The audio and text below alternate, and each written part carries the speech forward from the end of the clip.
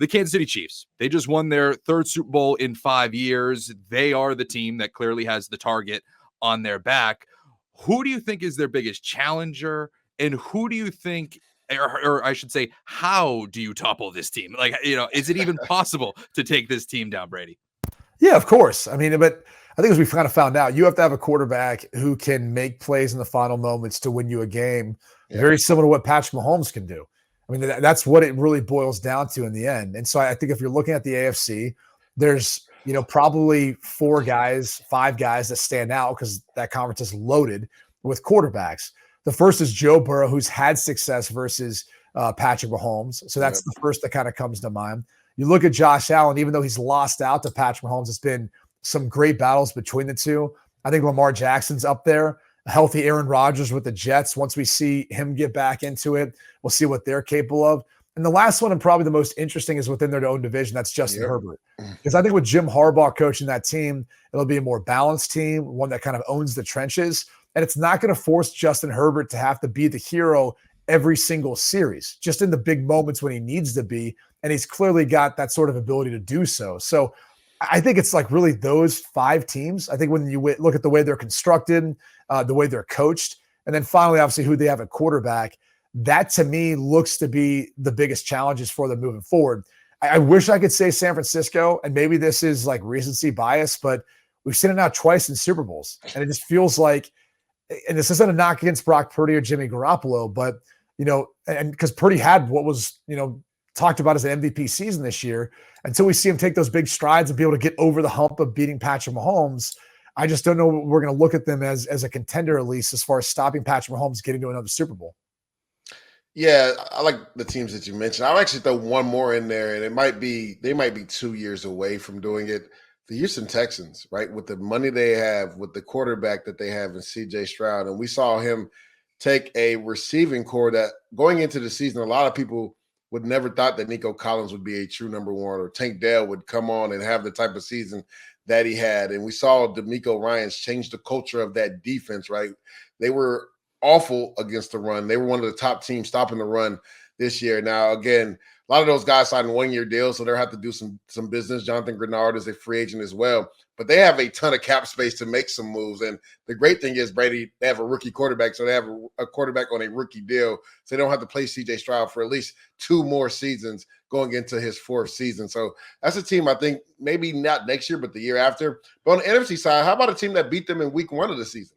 The Detroit Lions, right? I think that's a team that, a lot of people said, if not for the aggressiveness or aggressive nature of their coach, Dan Campbell, they most likely are in the Super Bowl versus the Kansas City Chiefs. So when you look at the way that they're constructed from the inside out, I think if you add another edge guy to pair with Aiden Hutchinson, we know they have one of the best offensive lines in football. The biggest thing for the Lions is they're going to have to do deals with their own players, right?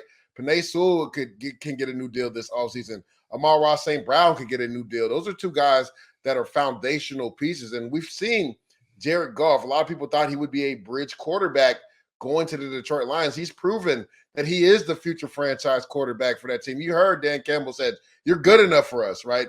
It felt like the Rams put him on a scrap pile, right? That he was going to Detroit to die, and he resurrected his career. I think them getting their offensive coordinator Ben Johnson back was another big win for them as well. So I think the Detroit Lions are a team that could push the Kansas City Chiefs, but until somebody does it, it's hard to bet against Patrick Mahomes. Man. And if we do open it up to the NFC, I'm curious to see your guys' opinion on the Eagles, because it's an offseason where it felt like for a minute that Nick Sirianni was certainly on the hot seat, and obviously they've redone the coordinator positions. How do you feel that that's going to impact them this season? Well, it was tough for them this season.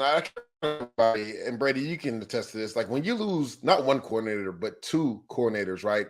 There's an adjustment period, right? So like, they lost their offensive coordinator, Shane Steichen, who did a wonderful job with the Colts. And then, and if you look at what Jonathan Gannon did with the Arizona Cardinals, they didn't win a lot of games, but that team fought every single week, right? And the future looks bright there. So when you lose those 2 guys and you lose 2 starting safeties, 2 linebackers, like there's an adjustment period, even though you bring your core of offensive players back. We knew it was going to be an adjustment period, and it'll be an adjustment period this year, right? Brady, you know this, when you change schemes every single year, the team has to get used to that person calling the games. Like, it's an art form to call an offensive and defensive plays. So, and then there's all type of rumors with A.J. Brown coming out of the locker room. Supposedly, Hassan Reddick is asking for a trade. So this is an interesting spot for the Philadelphia Eagles going into the offseason. We know when the season ends like the way it did, Brady, nobody's feeling good about themselves, right? Like, things creep up when you start losing games, and that's what happened for the Philadelphia Eagles at the end of the year. So right now, just because of the way the season ended and there's a lot of unresolved issues going into the offseason, I would not put them at the top of one of those teams in the NFC that could push the Chiefs for a Super Bowl. I'm on the opposite side here. I'm very bullish about where I feel like the Eagles will be next year and bouncing back. I mean, Howie Roseman has a great track record of stacking this roster and giving them an opportunity to the draft, free agency, of having enough depth and playmakers to make things happen. They're a little bit snake bit this year with some injuries, but to me, it was more the inexperience of the coordinators that they elevated and put in those positions. I mean, neither Sean Desai or even Brian Johnson really worked as play callers. They didn't have much experience in the first place, which I think hurt them. And that's why they went ahead and opened up the checkbook to pay Vic Fangio, who's one of the best defensive minds in the NFL, along with Kellen Moore. He's got a great proven track record, too, of being able to put up a lot of points, production, and numbers. So this is a team that I think rebounds this year, in particular in the NFC, and will be right there next to San Francisco and trying to compete to get to that spot to play against the Kansas City Chiefs, who are going to try to three-peat. And if you look at the NFC picture in general, much easier path for both those two teams trying to work through the NFC to then get to a Super Bowl as compared to the AFC, which is loaded with talented quarterbacks and a lot of really good football teams. Go ahead, LJ.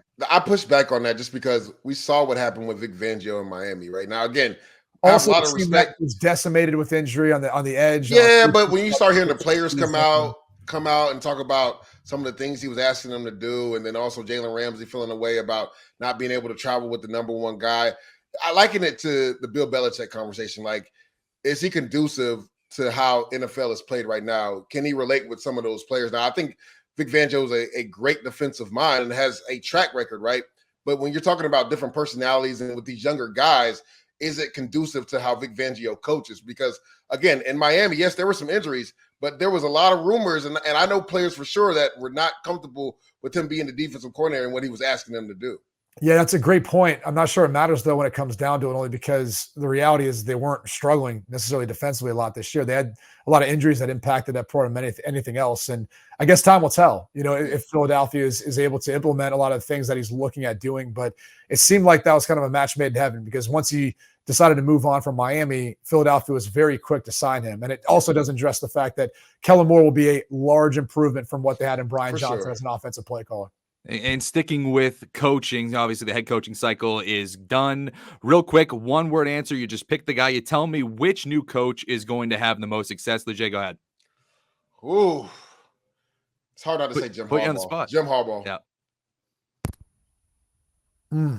I know, right? It's hard. You said one-word answer. Like, that's tough, man. I mean, look, there were so many coaches hired. Jim Harbaugh's won wherever he's gone. It took a little longer, I think, to get to the point he did at Michigan than maybe we thought, but he's able to turn around teams relatively quick. So you'd have to say with Herbert and that roster, despite the cap, issues they've got, you'd have to say Jim Harbaugh.